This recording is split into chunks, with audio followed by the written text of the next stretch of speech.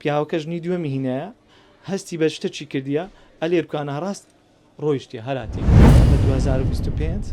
تقریبان چەند مانگێک پێشێستاکە هاتە ئێرکانە ژنی دووەمی هیناوە بەس لە ڕاستیدا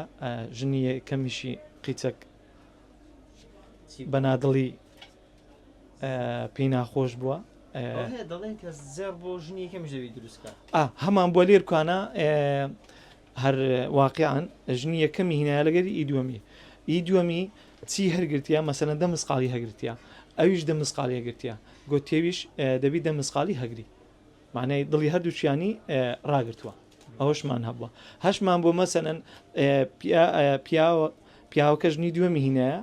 هەستی بە شتێکی کردیە ئەلێرکانە ڕاست ڕۆیشتە هەراتە کە ئەوەی کردی هاتی ئێرکانە گوتیتی زێر لە بۆ ئەو دەژیرانم دەکەم ئەوەش دەبتە هاوسەری دووەممان کە ئەوەی زانی هەرا شۆک بووە لێرە تووڕە بووە چوویتە دەرێ ئەو جە هاتا هینایتمانەوە بەو چە حاڵێ بۆرە بەس دانیشە بەس دوو قسەی بکە قسەکان لێوەردەگیرێتن شتێکە تازە هاتیە ئەوشمان هەبووە بڵێ سپرایز زۆر دروست کردە کەچی ناخۆشی کەتەوە کە تۆ نابوو